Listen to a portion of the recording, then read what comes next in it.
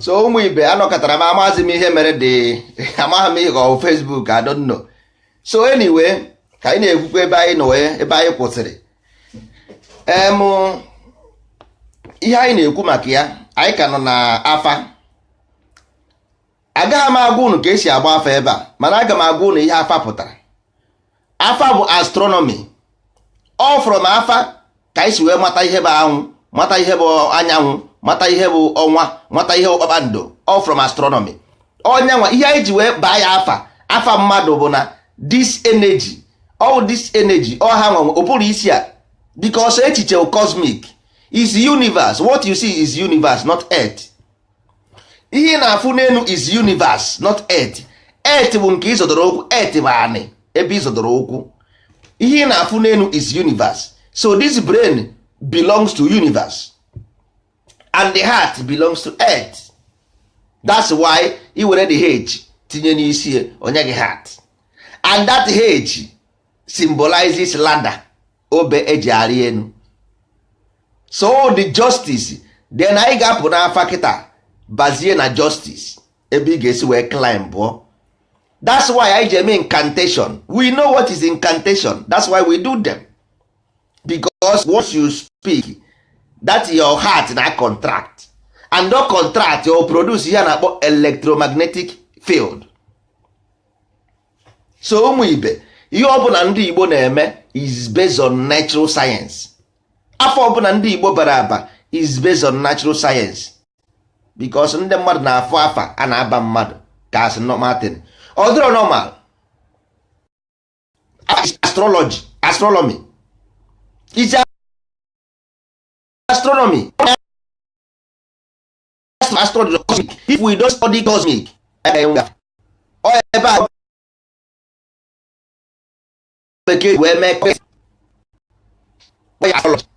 astrology will fake. Is copyright from astronomy, which we invent. Ha ọrịa ifa, they want to copy ọya ifa, ma ha nwere information. Ndị niile study ifa from US ha gbara ọsọ. They study it, ha ma na information adọrọ ya gbapụta.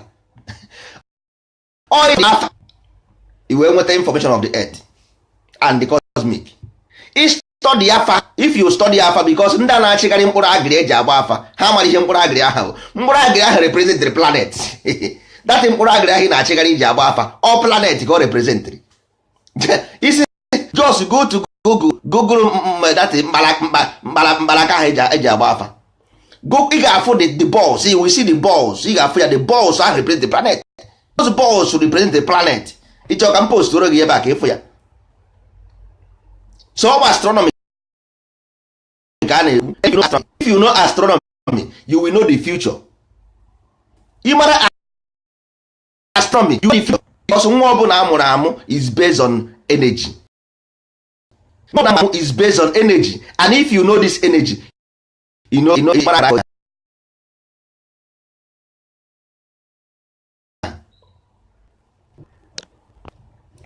mara these things, ị mara ihe a niile na-eme. So ịma before mgbe a na-ekwu na ndị a na-ejezi nsogbu nsogbu adịrị ụmụ ihe ka anyị na-ejikwe n'ubi ka ọ ga na-aka.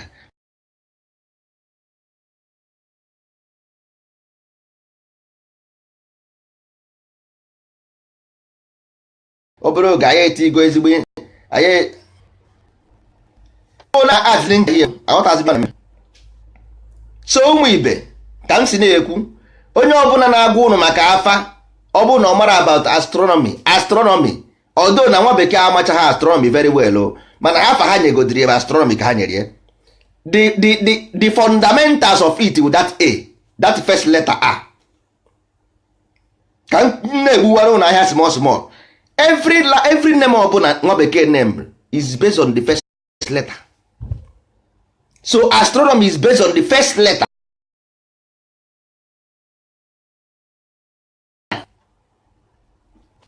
So astronomy, the first letter A, and the A represents high, on top, the wisdom of the on top, wisdom of the cosmic, ọ ihe a representary. Nwanne na Google information ndị ọdịnala adịrọ na Google information ndị ọdịnala adịrọ na Google. Anyị anaghị eme ihe ndị Google ebe a. Ihe nsị gị Google ọ bụ data mkpụrụ agịrị ahụ eji agba afa. Ịghọtago mkpụrụ agịrị eji agba afa, ị ga-afụ ya ọ dị ka bọọlụ ahụ wụ symbol ka ọ bụ. All symbolizes astronomy, the cosmic planet, the body, the celestial body. All ihe datin pụtara, the celestial body ka ọ pụtara. People na-amụ ha, people learn them, but the problem bụ na ndị agha na-amụ ya ha na-amụkwa ya n'ezigbo aka. Ha na-amụkwa ya n'ezigbo aka, that is the problem. Ọ bụrụ na ha na-amụ, onye ahụ na-akụziri gị ọmakwa ya. Ọ ya mere ezigbo ihe adịghịzi n'ala Igbo taa, maka na wrong information juru everywhere n'ala Igbo. Ị gaa na Google onweghị ụdị ihe na-agaghị afụ maka Igbo. Onwe ndị ga-asị na o si na Israel bịa, nwee ndị ga-asị na o si ebe nwa bịa, o si ebe nwa bịa, o si ebe nwa bịa.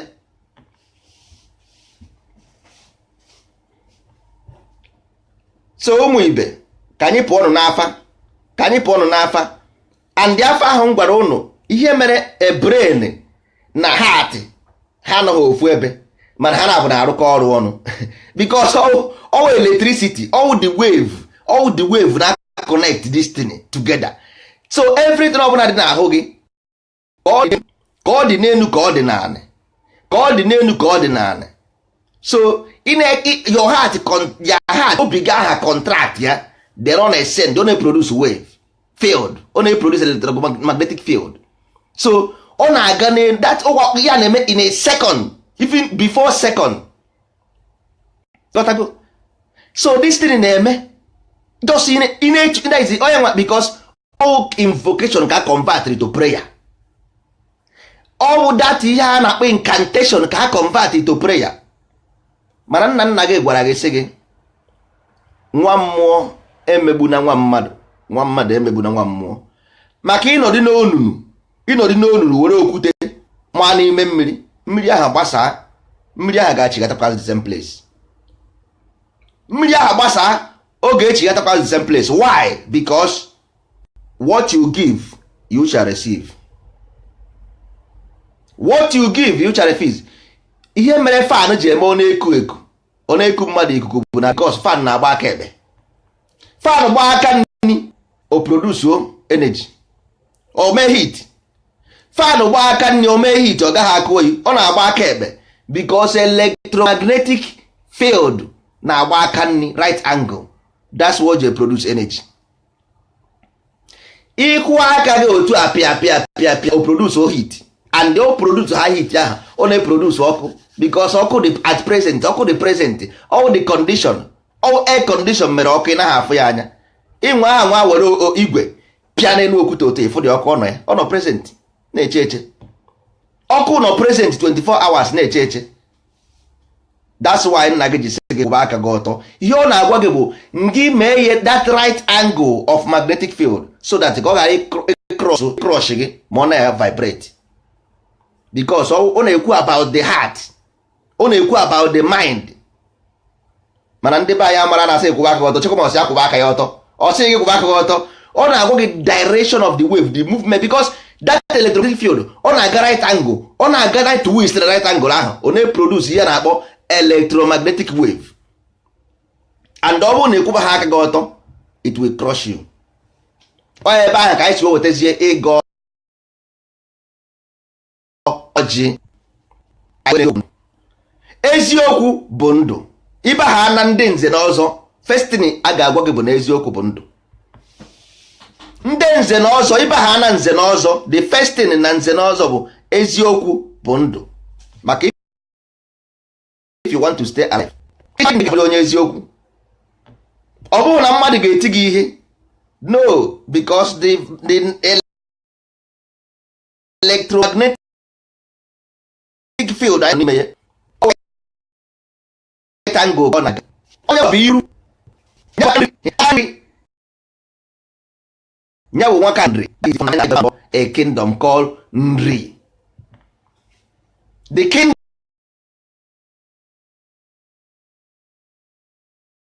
called Nri aka nri, the direction of electromagnetic field na-produce electromagnetic wave.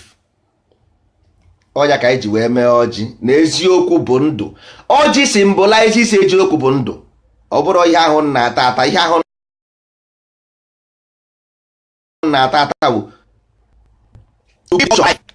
ihe ahụ na-ata ata bụ to keep the culture life so that this culture will continue forever and ever. That's why we code it with ọjị. O nwere ihe ọjị bụ. O nwere ihe ọjị bụ. Ọjị bụ to bound because you are making an incantation. Ị na-eme ihe na incantation. You are controlling the energy based on your consciousness, based on justice. A na-akpọ ịgọ ọfọ. Ọya ka anyị ji wee ebe a na-akpọ ịgọ ọfọ.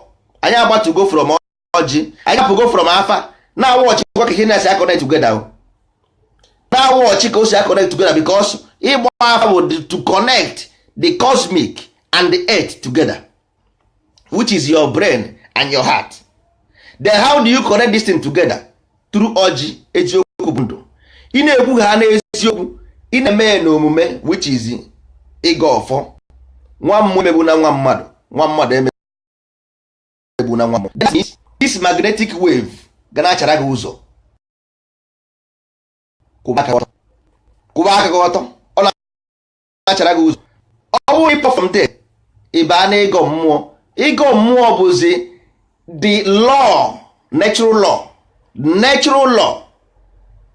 Once you keep the natural law, imezuo n'iwu. Nwanne ihe ọ bụla itiri aka ọ na-agara gị, ụwa abụrụ gị selele welele. Selele welele. Ihe a bụ ihe nna nna anyị ha koodu wee kpọọ ya culture. Ihe a na-agwa dị n'ime omenala. Ịma na anyị nwere omenala, nwee iwu ala, nwee nsọ ala, nwee ọdịnala. Nwee ntọala. Ise dị.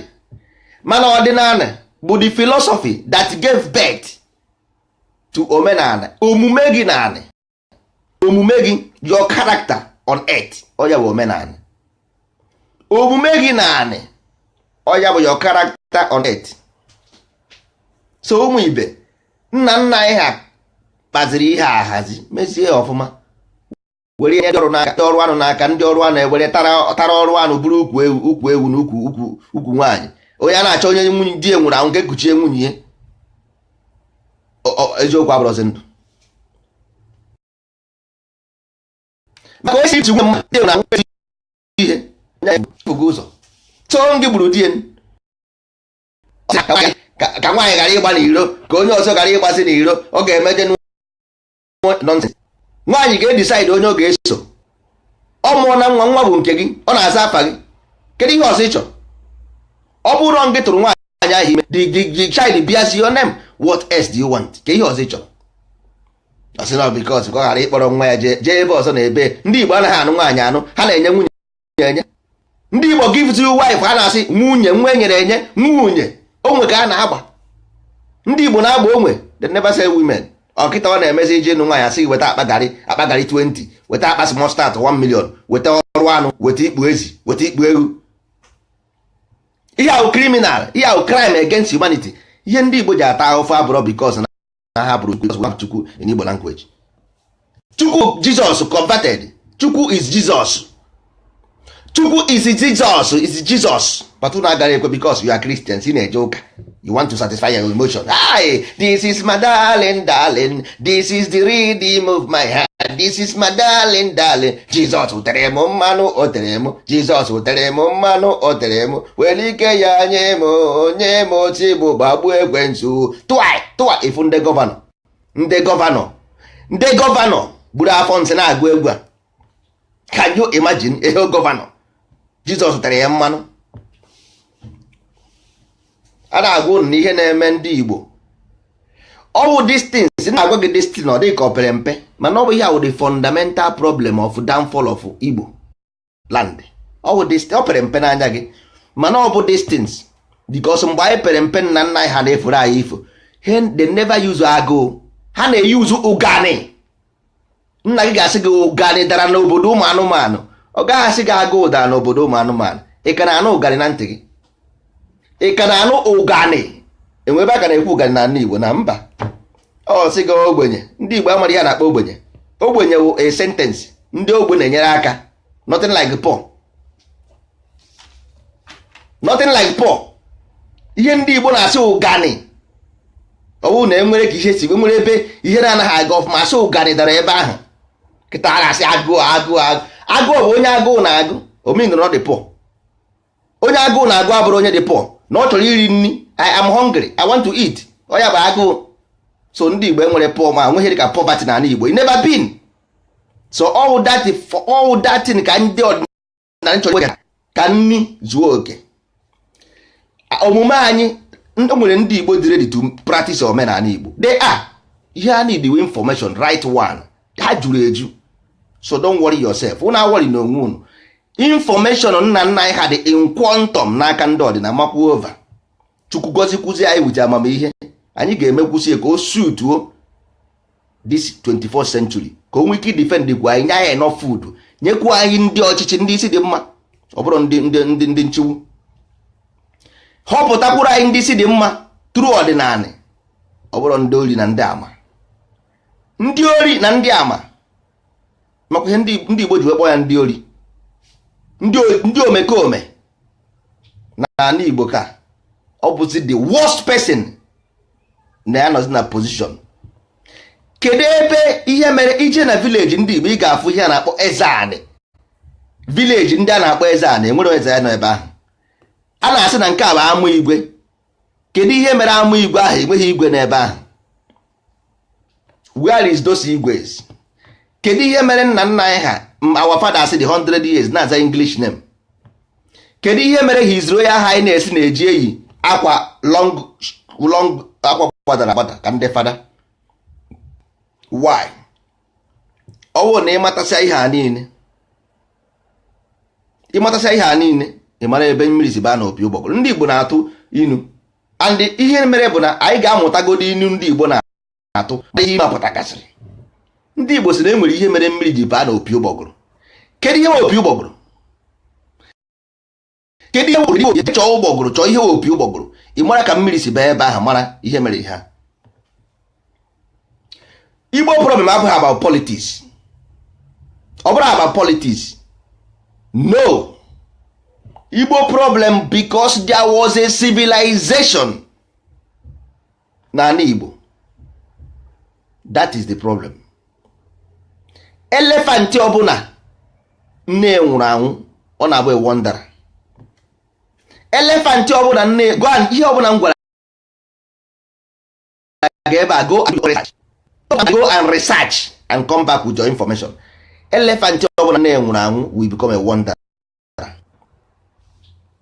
ndị Igbo dị iche maka na ndị Igbo na-ebi ndụ eziokwu mgbe ọbụla onye Igbo kwesịrị ibi ndụ eziokwu ọ bụrụ wondara onye Igbo pụghara n'eziokwu wondara go and mark it somewhere onye Igbo pụghara n'eziokwu ọ bụrụ wondara and ọ ga-ebido onwe ya asị ọ ga-ebido deceive onwe ya from ọ ga-ebido n'isi sibara onwe ya asị ontiri ọnwụ ihere from A to Z ma ọ sị ya wụrụ gọvanọ ọ sị ya wụrụ chief ọ sị ya wụrụ ihe ọsọkwa ya wụrụ once onye Igbo siara onwe ya asị ọ bụrụ wondara go and do your own research ebe ọ sọkwara ya nọdị ana m agwa unu nke bụ eziokwu ndị Igbo na-ekpe ekpere na-akpọ Jizọs na-akpọ Chukwu na-akpọ Elohim na-akpọ Jehova if the God come in his spirit they will run away if the God come in human being they will run away so how do you want to see the God ebe ọ bụ na ị ga-agbara ya ọsọ spirit physical body how can you see the God that is the problem you got to go so ụmụ ibe mụ na achọghị ọdịnala bụrụ ihe ọjọọ ọ bụrụ na sinsi ndị ndozi ọdịnala ji ekwu maka ọdịnala na ya ekwu onye even ọ bụrụ na ịfụ akwụkwọ protocol ndị ọdịnala anyị anaghị egbu abụsị ndị Igbo anaghị egbu abụsị onye Igbo nwụrụ ya nwụpụ ya ezi hapụkwana enwere ndị na-eri eke ndị ahụ amaghị m ebe ihe mere ha ji eri eke ha ama ọnwụpụ ya ezi otu a ka anyị si eme nke ndị Igbo gwara ndị mmadụ na ụmụ anụmanụ na-ebi n'ụlọ ndị Igbo started putting animal at home because we live with them, we study them. Ndị Igbo discover those food ị na-eri through animal behavior because we live with them. Anyị matara ya from them. Na a na-eri anyị nwere afịfịa ị na-eme irie ọbara gị uru. We discover them all from there ka esi wee discover vazie ha bụ eji agwọ ọrịa. All my first people discover na ha bụ na agwọ ọrịa n'ụwa niile. Kịta na because anyị nwa ji aka anyị too onwe anyị ule. Anyị ji aka anyị too onwe anyị ule. Onwere tara ule. Prodigal son nara akụ nna ya n'iyi. Ọkwụnụ nụrụ history of prodigal son ụmụ ibe. Mana ọ bụrụ na ị nasị akụ nna gị n'iyi jachigata azụ, nna gị agbaghara gị. Ọ bụrụ na anyị nabatakwa ọdịnala n'ime mmụọ na eziokwu, onwere onye nsị ya gbuo ọkụkọ, onwere onye nsị ya chụwa àjà. N'ọbụ debe iwu nke ụwa, ọya ka a na-akpọ ịgọ mmụọ. Emegbu na nwanne gị, ọya ka a na-akpọ ịgọ ọfọ.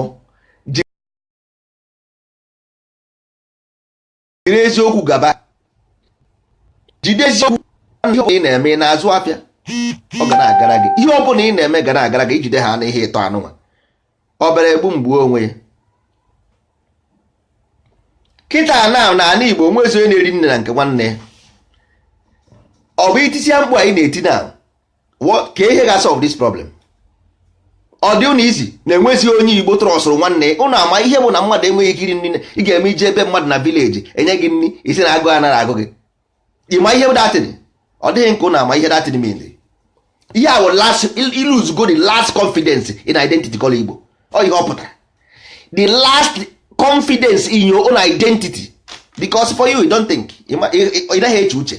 Ọ bụrụ na ị na-eche uche ị mara na ị gaa na your village onye gị mmanya isi na agụ mmanya anaghị agụ gị, onye gị nri anaghị agụ gị, ọ wepụta ka ọkwe gị n'aka izu aka gị n'azụ. That is the last confidence. Iluzugo ya, then you are gone. Kedu ihe ọzọ ka agwa gị? What else do you want? Kedu ihe ị chọrọ ime ifo ị nweghị ike iri nri na nke nwanne gị nwoke, ị gaghị eri nri na nke nwanne gị nwaanyị, ị gaghị eri nri na nke ikwu gị, ị gaghị eri nri na nke ibe gị. Do you know Igbo history? Ọ bụrụ na ịma Igbo history, this thing will be the worst thing that can happen to every Igbo man on everywhere on earth. Anyị bụ ndị Igbo people nwere family governance. Igbo people na-use family governance. All na-use family governance, family clans. Only Igbo land dị na family. Igbo enwe eze. Ihe o mean bụ na every clan bụ a government. Anyị enwezi ike iri nri na nke that clan we cannot eat in the same plate. Ọ bụ ndị Igbo na-erikọ nri n'ofu efere. Ndị Igbo enwezi ike iri n'ofu efere. Ndị Igbo enwezi ike iri nri n'ofu efere. Ị na-agwa m na anyị na ọfụma. Na anyị na ọfụma. After you get country, all this thing automatically will restore themselves. You are na-ekwu iberibe. Without ọdịnala enweghị ike restore because this thing lost through ọrụ anụ. You lost them through ọrụ anụ. Ọrụ anụ lost through this thing. Ọrụ anụ destroys this thing, but you don't know. Because ị na-agwa mmadụ eziokwu na-agba agba. Ọrụ anụ ọ bụghị ka ndị ụka. Ọrụ anụ destroy this thing. Ọrụ anụ destroy. And until ọkwa ihe ahụ eji webe ka eji edozi. Ọrụ anụ mebiri ya, ọkụ ọdịnala aha ka a ejikwa wee dozie. Because ụka, through ụka ị gaghị eme nwunye, through government ị gaghị eme nwunye. Ọkwa the same culture, only that culture will repair this thing. Ọkwa that culture will repair it because of a cultural problem. Igbo problem bụ cultural problem because ndị mmadụ anaghịzi eri nri na village because a na-enye nsi. Gịnị bụ nsi? A sị na ndị na-eme traditional Igbo tradition na-enye nsi. Ọ bụ ya. Ọkwa sị na ndị tradition na-enye nsi. Then how can you solve this problem with that tradition? Until you make the tradition again, ndị mmadụ nwekwe hope na ya again. Ọ bụrụ na ndị mmadụ enwere hope na ya, nwanne, you can never have your land. If you like, have your government. On Igbo land enwere government today, they have governors. So if Igbo land have governors and this thing cannot solve, even if you are Nigerian president, it cannot solve. If you like have Biafra, it will not solve. Only it's a cultural problem. So ọkwa through culture ka ị ga-esi were stop that thing. And until then, nwanne, absolute no way. And ọ ga na the worst because ị ga-esikwa otu ahụ zụọ nwa gị. Mgbe mbụ on the 10 on December 10 ndị mmadụ anaghị Christmas. Kịta na-awụzi 27 ka a na-anatazi Christmas on the 2nd na-apụ anị nna ya ọ na-achị ya ọsọ. How can Igbo land develop? Ka anyị Igbo ga-esi develop in this mindset? It can never. Ụmụ ibe ọ gara eme. So ọsọ ọdịnala Igbo because anyị ji atụmatụ dị ahụ ma ọ bụrụ ndị Owerri ezigbo atụmatụ kara aka because all these things na-agwa gị because we know them and anyị enwene plan for them. Ọ bụrụ na anyị na-ekwu which means we know them and anyị enwekwe na atụmatụ maka ha. Agụụ dị n'ala Igbo ezigbote agụụ and mana onye agụụ na-agụ anaghị eche uche ọfụma and ị gaghị asolve problem. Gọọmenti anaghị asolve problem of nni. No, government cannot solve problem of nni. All indigenous, who are the indigenous culture, all culture na solve problem of nni because ha nwa ma ebe onye ọbụla nọ mara nke na-akpa onye all culture ma ya ọ bụrụ gọọmenti amaghị ya na gọọmenti bịara izu ochi ọ bụ nwa obodo ma ndị agụụ na-agụ mara ndị na-eriju afọ. So ụmụ ibe ekwuo ne maka afa, kwuo maka ịgọ ọjị, kwuo maka ịgọ ọfọ, kwuo maka ịgọ mmụọ ka anyị baa n'osu. Ụmụ ibe gịnị bụ osu? Gịnị bụ n'osu? Anyị kọkọta na akụkọ osu a kọrọ gbaga abụọ kọrọ gbada ndị kwuru mma ndị kwuru njọ. Before ị mara ihe bụ osu ị ga-ama na ihe bụ arụsị. Ndị be anyị amara ihe bụ arụsị. 99.9% of ndị Igbo amara ihe bụ arụsị because Igbo you see today is artificially created. Ana m agwa na ebe mmiri si ba na opi ụgbọgụrụ abụrụ ebe a. Igbo land you see today is not ancient Igbo land. All those your heroes and your men ewepụrụ ha ewepụ. That's why ebe ọbụla efuru eze nri go to Google and Google you will see that one. Eze nri was removed by British and replaced. Jee Google ya eze nri the original eze nri ewepụrụ ya British wepụrụ ya replace ya with onye ọzọ. Google you will see. So most of ihe niile efu n'ala Igbo there is no information. Ejiri information. His Royal Highness ejiri information because all warrant chief ka ọ bụ. He knows nothing. Ịta na ya onwere ihe ọma. His Royal Highness knows absolutely nothing. They are warrant chiefs, nothing more, nothing else. From A to Z. From A to Z. Ọ bụrụ na ị mara ihe bụ eze anị,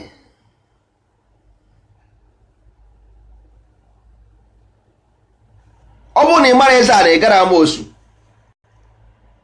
Ọ bụrụ na ị mara ihe bụ eze anị ị gara ama ihe bụ osu. And ọ bụrụ na ị mara ihe bụ eze anị ị gara ama ihe bụ ume. Ọ bụrụ na ị mara ihe bụ eze anị ị gaghị akwa na ama ihe ụdị ala. All these things are together. Mgbe a na-asị mmadụ na-esu mmadụ imi, kedu ihe ọ bụ? Onye na-esu ọkpọ, kedu ihe ọ bụ? Ị na-esu imi. Isu imi bụ ịgba ama asị ọ ịgba ama azụ, isi na azụ, isi na nzuzo je gbaa ama gbasara mmadụ. Ọ ya bụ isu imi. O si na nzuzo je gbaa ama gbasara mmadụ. This electromagnetic wave of field a na-ekwu okwu ya, because this electromagnetic field na-produce wave. Somebody must know the secret how to use them. Somebody must know them. Who know them? Kedu ndị bụ ndị ma ya? Kedu ihe mere osu ji wee bụrụ outcast? Kedu ihe mere osu ji wee bụrụ outcast? Because ị mara na your land is a conquered territory. You don't know. Ọ bụrụ na ịma na your land wee conquered territory, ị kara ịma why all those names akpọrọ forbidden na your land, no through conquest ka o si wee bịa, no religion mere ha datin. Religion gave them the name and gave you the fake devil to worship as God. Nwa bekee. ume bụ ume na-ekuru ekuru, ume bụ mmụọ, ume ime mmụọ, ime na-eme ya, ime ume, they are all the same thing. Ọ bụ ime mmụọ, ọ bụ the soul, ume bụ soul. That's why na-asị ume ezi nwa. Ọ ya ka anyị ji wee nwee ihe ịtọ a na-akpọ ume, osu, agwụ, because osu the people who ọha nwa bụ ndị agha na-eme dị ala. Ọ bụrụ na onye na-abụrụ dị ala bịa, osu na-eme ha dị ala. Ọha ji the information of that electromagnetic element. That's why you don't have them again, because on those who ji.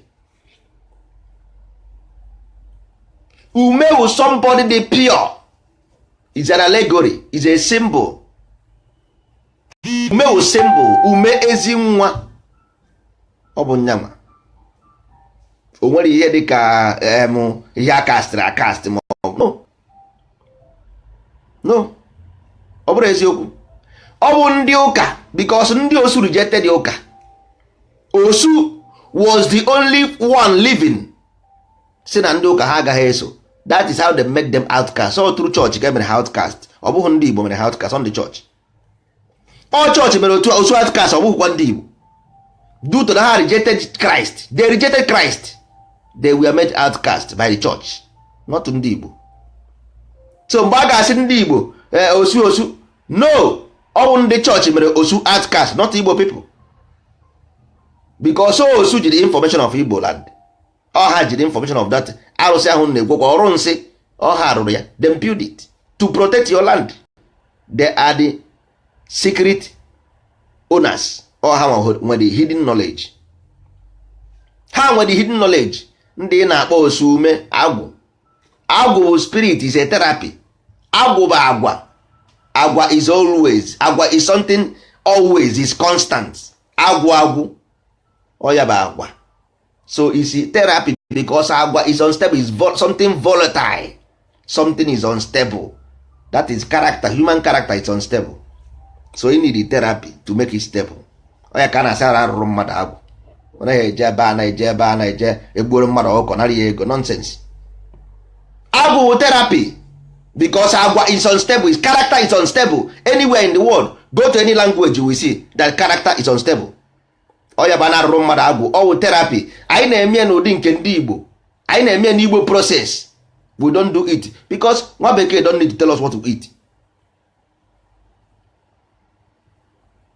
Yes, because we don't know. As we are Christians, they ha gwara anyị na osu cast out, ha na-efe arụsị, ha bụ arụsị, ha mere nka. We don't ask questions, we follow them and cast them. Because we don't think. Had it been we think, I carry it to why ha ji wee bụrụ outcast, then we ask the question, but we don't ask. I don't marry from that place. They are osu. Why? Don't marry from this. How ndị osu ahụ nka? Mgbe ndị ochie ndị Igbo anaghị ekwu okwu osu, ha anaghị ekwu okwu agwụ, ha anaghị ekwu okwu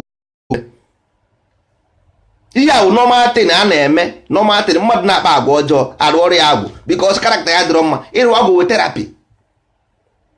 All therapy to connect this your agbara gị afa, connect this your energy, that how this energy flow, how this happen. Anyị macha ihe anyị na-eme, rituals anyị na-eme in our own way, which agaghị agwabụ na ebe maka ndị ọrụ anụ. Emesịa the ritual, the person will become a change person. Bụrụ ezigbo mmadụ, mebe ezigbo omume. Bụrụzi ume ezi nwa. Ndị be ya ha akọrọ nonsense. Onye ego kosara ana Igbo. Onye ọbụla na-arụzi ibie guy, na-arụzi guy, na-arụ guy, na-agagharị, na-arụ guy. Oyi, a ga-arụrụ ya agwụ, a ga-emeri ya nke a. Ije ha na nke dibịa na festival agwa gị ọsị a ga-emere gị, a eloro gị chi. Gịnị bụ ilochi? Nonsense. Ụnụ ama ha na enwere ọnwa a na-akpọ ọnwa elomchi n'ala Igbo. Ọ nwere ọnwa a na-akpọ elomchi. Ihe ahụ, this is allegory to keep the Igbo culture going. To keep the Igbo culture going. Ọ bụrụ for business. Ihe a bụ to keep the Igbo, to keep the information for the unborn children. All these things to keep the information. Ndị mmadụ ewere mere business. Elogoro gị chi, nwanne ilobe echi gị, ọ ya mere ihe ọ bụla itiri aka chi gị na-agasasịrị gị ihe niile, chi gị na-eme gị nka. Na nwanne ha ka chi gị mere gị ihe ọjọọ kwago. A sị na onye kwe chi ya ekwe, a sị gị na chi gị bụ ikwe. No, a sị onye kwe chi ya ekwe, that means you are in control of your chi. So kedizi nke bụ onye kwe chi ya ekwe, asịzikwa na ọchị gị, na ọchị gị kwa na-emezi gị nka, na ọchị gị na-eme gị, ị nweghị ego, asị na chi gị na chi gị adịghị na mma, ị ga-eje ka eloro gị chi, ibute chi gị desa na ya adị. Nwanne onye butere ihe apịrị apị desa na ya adị, ọkwa ihe apịrị apị ka ọ na-efe biko. Onye butere chi edewe na ya na-egburi ya ọkụkọ, ọ bụ ha idol worship. Ọ bụ onye kwurie moto ya efuo, ibute chi gị dewe na ya adị, nwanne ị na worship idol because you worship it, ị na-egburi ya ọkụkọ, akarị ya nzu, atarị ya ọjị. Ihe abụrụ omenala Igbo. Onye na chie, you are free, it is free to do what you want because in ordinary we don't condemn. But ọ bụrụ omenala Igbo, ọ bụrụ omenala Igbo, you are on your own, is your personal problem and don't violate. Anyị nwere nsọ ana n'ala Igbo, o nwere ihe ndị Igbo na-asọ asọ, and most of these people na-eme ihe a, mana ndị Igbo anaghị atụ asị. Ndị a na-atụ asị. Eziokwu bụ ndụ. Ndị a na-agwa gị ihe ọ na-agwa gị eziokwu. Ndị ahụ ị na-ejekwuru ha ọ na-agwa gị eziokwu mba, then ị marazi ebe mmiri si bịa na opi ụgbọgụrụ. Ndị Igbo si na eziokwu bụ ndụ, ịtụ ha na-asị ọ bụ nsọ ala. Ntị ba asị bụ nsọ ala n'ala Igbo. Asị bụ nsọ ala. So ị na-asị asị n'ala Igbo, that means ị daga iwu.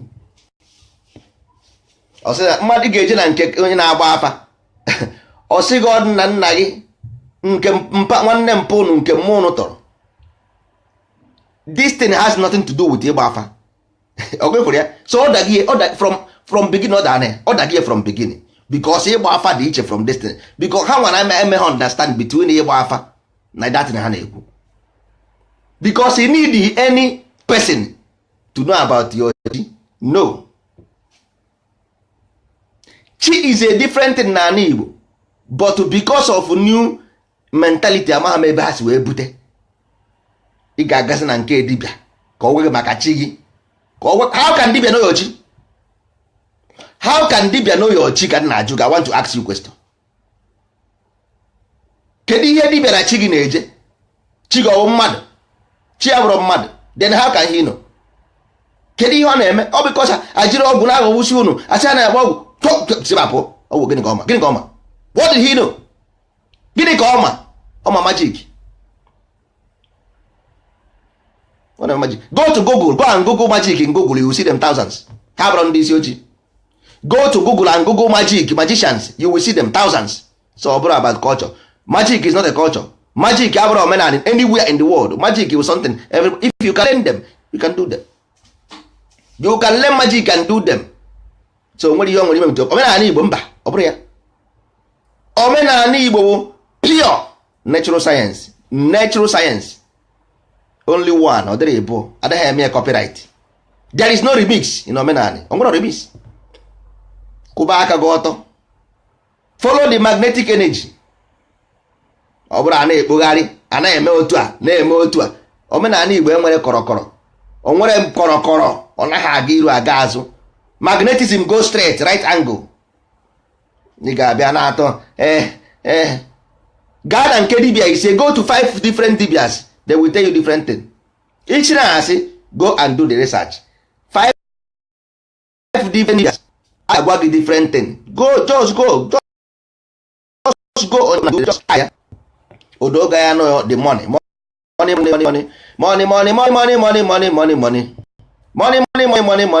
Somebody will come and tell me, because you don't know, then money. Wepụ ego from there. Gaa na nke dibia sị na ijiri ego bịa. Jee ebe a sị na ijiri ego ya mere gị something, sị na ijiri ego. I want to learn magic. Iji eme gịnị? Gịnị ka iji eme? I want to learn magic. Ndị Igbo na-egbo mkpa. Ndị Igbo are the savior. Nwanne we are the savior. Ọ hapụ anyị na-aza aza Igbo savior. Ọ ihe anyị bụ. Anyị gwawo ndị ndozi ọdịnala. Anyị bịara idozi ọdịnala. Aga m eweta okwu na njedebe ka anyị kwupụ na echi. Maka ọkpọrọ mmadụ na-ekwu okwu emegide akpa ya afọ mmadụ ụfụ. ka anyị hapụ nke fọrọ afọ echi. Ogbanje na eze mmụọ ka anyị kwụzie na echi na anyị akọwaa na nke dị ahụ ma ọ bụrụ ndị Owerri. Anyị akọwaa na ịgba afa, kọwaa ịga ọjị, kọwaa ịga ọfọ, kọwaa ịga mmụọ, kọwaa osu, kọwaa ume, kọwaa agwụ. Nwanne ọ dịgoro na mma otu a ka anyị kọsịrị nke ọzọ echi.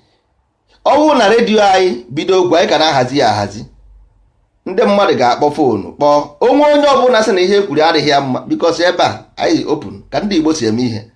Ị ga-akpọ na foonu, kpọọ n'igwe ekwentị, kwuo ka isi mara, kwuo nke ị mụtara. Enwee ndị riri gị white, kpọọ anyị gwa anyị na enwere ndị riri gị white, si na enwere ndị nyere ego loro gị chi na ha elogochi ma ihe na-ebe nka na ebe. Ọ bụghị onye kwuo moto ya efu. Otu anyị si ekwu ego isi akwụsị, ọ bụrụ na ya ekwuri ọya ha akwụsị. Ama na ọ dịrọ mma, ama na enwere ndị ọya ewute, mana nwanne anya nke anyị dị ọbụ ndụ.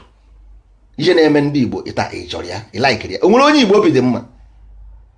O nwedịrị onye Igbo obi? Ka onye Igbo si na obi dị ya mma n'ụwa, there is nobody. Onye Igbo obi dị mma. So ihe anyị chọrọ solution of an Igbo. Ihe anyị chọrọ bụ ka anyị gboo mkpa, asị ndị Igbo na-egbo mkpa, ka anyị gboo mkpa nke dịara anyị. Mkpa dịara anyị na-adị o buru ibu. Onwe onye ọbụla bụ onye Igbo si na egwu anaghị atụ ịna na village ha. Ọ bụghị everybody, mana majority of ndị Igbo na-atụ egwu na village. Ngwa eziokwu, majority of ndị Igbo na-atụ egwu na village. Mmadụ agaghị asịrị onwe ya asị. Ị ga-ajụzi onwe gị kedu ihe wụ the cause ndị a ji atụ egwu na village. Ebe ahụ with the revolution. Revolution is this thing. We must revolt against this thing because I need the village. We need it. Anyị ga-ewere azịza zaa the village azapụsị ya nonsense. Anyị ga-ewere azịza zapụ the nonsense ebe a zapụ the village. Enwere ndị na ugwu Hausa since 50 years ha nọbe village. Gịnị na-achụ ha ha nọbe village? Maka mgbe ị ga-criticize na ọ na-ekwu against ndị Igbo, gwa m ihe mere ndị Igbo anaghị anati village. Ọkwa maka ọgwụ, ọkwa maka anyị akọ ya ọgwụ, ọkwa ka onye na-akọ mmadụ ọgwụ, ka onye na-akọ ọgwụ, ọkwa dibịa. Ọ dibịa na-agwọ ọgwụ eji akọ mmadụ ọgwụ. So ka onye na-agwọ dị ọgwụ, onye na-akọ ọgwụ na-agwọ dị ọgwụ. Mba, ọ mmadụ gwọrọ ya ọgwụ ahụ na. So ụmụ ibe, anyị ga-achịrị datin. Anyị na-ewupụ Christianity, ndị ahụ esokwa ha n'azụ.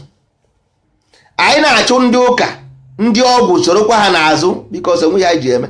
Ejighị arụ ọkụ, ejighị arụ mmiri, ejighị arụ ụzọ. Kedu ihe iji eme? Iji eri ụmụnne gị white na biko ịtụkwuru datin ruo m nse, were m ite ọgwụ aha, nwere ite ọgwụ ahụ eruo m gị n'isi, were ọjị ahụ tinye na katapọtụ gbapịa gị anya. Gị nọ nọnsensị gị na-akọ. Ịchọ imepe herbal hospital, mepee haba, nweghị ike iji datin wee rụpụta ihe. Were information anyị ji agwọ ọgwụ rụpụta ezigbo ihe a na-afụ anyị bara anyị uru. Ọ mmadụ ka ịbụ ndị isi n'ime eri n'ihu mmadụ. Were information ahụ iji eri mmadụ white wee rụpụta ezigbo ihe a na-afụ anya. We will love you and support you, even sponsor you. Mana ọ gwara nke ije nọrọ iwere ọkụkọ ijide ọkụkọ mee ya ụta ọkụkọ dị ndụ anwụọ. Onye ka ị na-eyi egwu nwere ọkụkọ ahụ were mịa pịagbuo oge n'isi na-akọ nọnsensị. Ọpụta odobe ọkụkọ na ọkụkọ dị ndụ n'ala, ọkụkọ eme ọkụkọ dị ndụ anwụọ.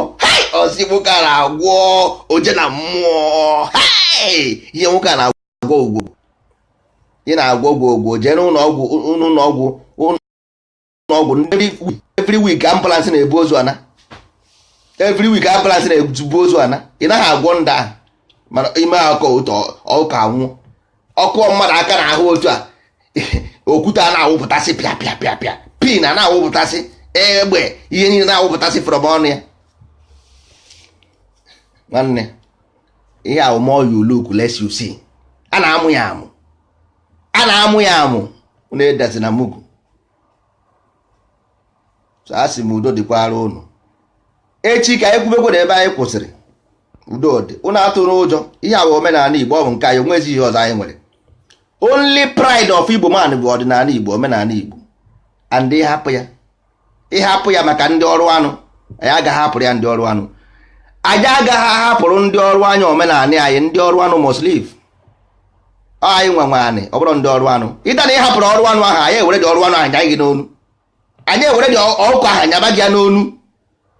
gwa gị na ipap n'ala Igbo ime ihe ọjọọ anya ịga ọkụkọ n'onu nyere ya na-aga a na-akụrụ gị egwu ịnyara dị ọkụkọ na-agụrụ gị egwu ọ ka ndị Igbo si eme ga-akaba ahụ ndị Igbo ga na-anata Igbo anyị ga-ana n'ala Igbo ebe anyị ga-eme ihe anyị na-ekwu bụ n'ala Igbo ka anyị ga-eme ya anyị agwa ha anyị karịrị mmadụ anyị anaghị amụ amụ anyị adịghị mmadụ na-esi mmụọ mba anyị bụ ndị Igbo amụrụ anyị n'ala Igbo n'otu be anyị n'ala Igbo ọ bụrụ ndị nkịtị gịnị ka ha nwere na-akọ ntị gịnị nna biko ka anyị ga-eji ruo ebe ahụ anyị dakpu ha ma ntị ha dakpudo ha n'elu ma ntị ha were aka ntị ahụ niile were ntị ahụ ti ha n'ọnụ ha niile ha ji dị isi eti ihe ya n'ọnụ ha rie nwụọ onye ọbụla aba na ọsọ na-egbu mmadụ let me see ka anyị marazie ndị ga-emeri my sister dibịa bụ di ọbịa ịgwọ ọgwụ bụ ịgwọ ọgwụ eji agwọ mmadụ ihe a na-ekwu bụ ndị oshi o nwere ndị bụ ndị ori so ori dị n'ụdị n'ụdị enwere ndị jikwa ori n'ụdị dibịa ndị na majik onye ha ka a na-ekwu okwu onwere onye si na dibịa bụ fake ọ bụrụ ihe m kwuru dibịa bụ asụsụ Igbo ihe m na-ekwu bụ ndị ọrụ anụ ndị agha bụ kpọrọ mmụọ gbuo mmadụ were mmadụ jee mgbarụ ọ bụ ihe m na-ekwu maka ya ndị na-eme maka were mmụọ gbuo soro mmụọ gbuo mmadụ soro mmadụ jee mgbarụ ọ bụ ihe m na-ekwu so ọ bụrụ maka dibịa bụ afa which is Igbo name ọ bụ dọkịta na-akpa mgbọrọgwụ na mkpa ahịfịa mana anyị ga-amụ ihe ị na-eme we must know you and we must be one of us anyị mara gị maka na ndị oji abalị aga mba ndị oji abalị aga mba so ama m ịghọtakwara ihe m kọwara ka o dokwere gị anya ịghọta ihe m kwuru na dibịa bụ asụsụ Igbo dibịa bụ nke anyị ọ bụrụ mmadụ nwe ya mana ọ bụ ndị na-eme ele anyị eloro mmadụ chi anyị arụrụ ha agwụ anyị arụrụ ha ọgbanje olesi ma ọ ga-eme for free ọ na ha na ego ọ fake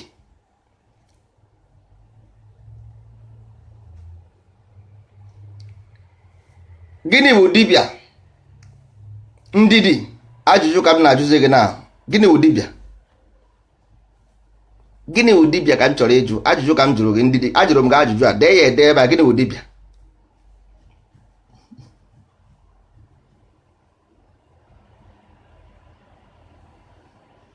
nwanne ịma na ihe a na-eme igwe royal destiny ihe a na-eme adịrị izi ọ bụ echi ka a ga-agbata ya ma a ga-eji wee dibịa abụrụ afa ifugo ihe a na-agwa gị na ọgụ ifugo ihe ebidoro m ihe a n'isi bifo kọgide echeje ọ bụrụ dibịa abụrụ afa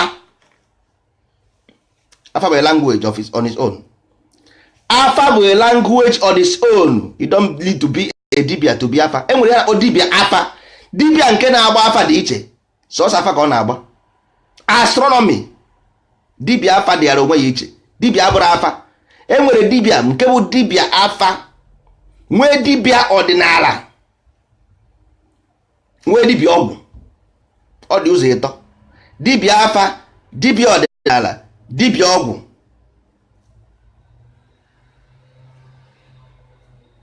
so ụmụ ibe ọ ga-adịba na echi mbọsị nta ka anyị chụ na were nchi anyị ka bidoro ebido anyị ga-emegide ihe ụwa agwụ anyị ga-emegide ọdịnala ụwa agwụ so onye agara na ọsịsọ ọ wayo anyị ga-emegide ọdịnala ụwa agwụ so ka anyị hapụ ya echi ka a ghara ịbụbụ ya n'ọkụ ka anyị jiri na-ewayo udo dịkwara ụnụ ụmụ ibe